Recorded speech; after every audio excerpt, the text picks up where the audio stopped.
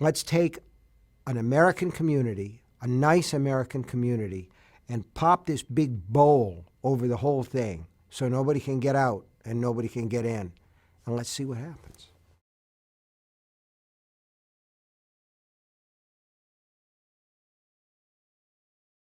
My feeling about Under the Dome is that when people come, I would like them to be, first of all, fascinated by the situation.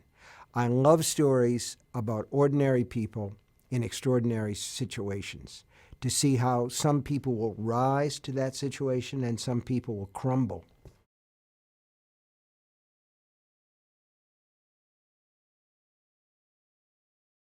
We're all under the dome because so far as we know, this little tiny blue world is all we've got.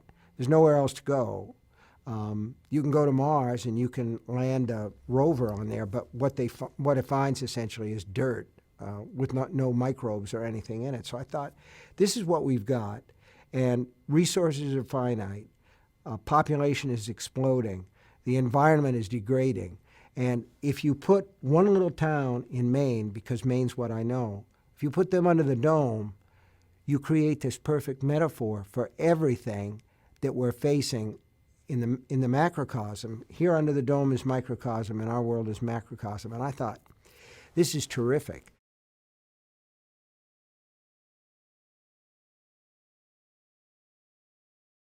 You've got Dale Barbie, who's a drifter, who's caught in town, who has obviously a secret in his past, since when we meet him, he's digging a grave.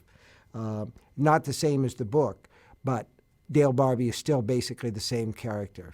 His name isn't Barbie, his name is Dale Barber, and he calls himself Barbie. You've got Julia Shumway, who runs the little town newspaper.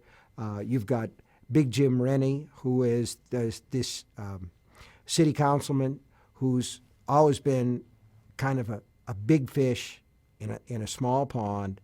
And now, all at once, his town is on a national stage, and he's the one who's got to try and rise to the occasion.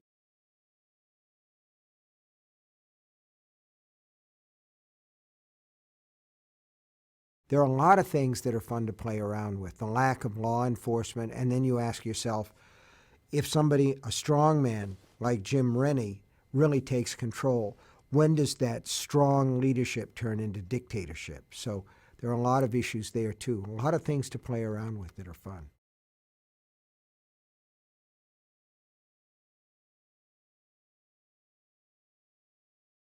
The one thing that TV has is time. It has all the time in the world to spread out and tell a story. And I've thought for years, I've been so behind this concept of serial TV, of stories that are able to develop the way that, say, a Dickens novel developed in the 19th century. It's exactly the same idea. It's when novels hit their stride in the 19th century, people said, we have all the space in the world, and people wrote novels like Anthony Trollope that were 4 and 5 volumes long. They were these big, thick things. And TV has that same ability to create things like Lost, like Brideshead Revisited, like Downton Abbey, and hopefully Under the Dome, where you've got the time, people come back, they get to know the characters, they get involved with the situation, and it becomes almost a part of their lives. And that's a wonderful thing.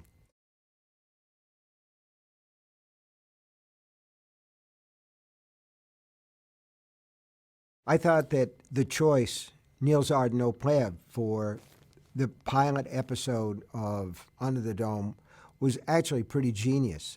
He's the guy who directed the Swedish Girl with the Dragon Tattoo, and he's got a tremendous visual sense. And the other thing is, he seems to understand real people. He wanted this to have a real look to it that isn't polished and it isn't slick. He wanted it to have some rough edges, and I like that a lot.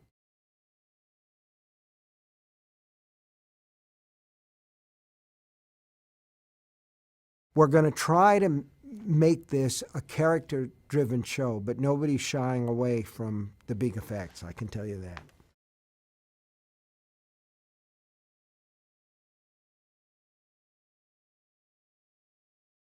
I don't want to give away any of the secrets. There's a lot of magic in this show.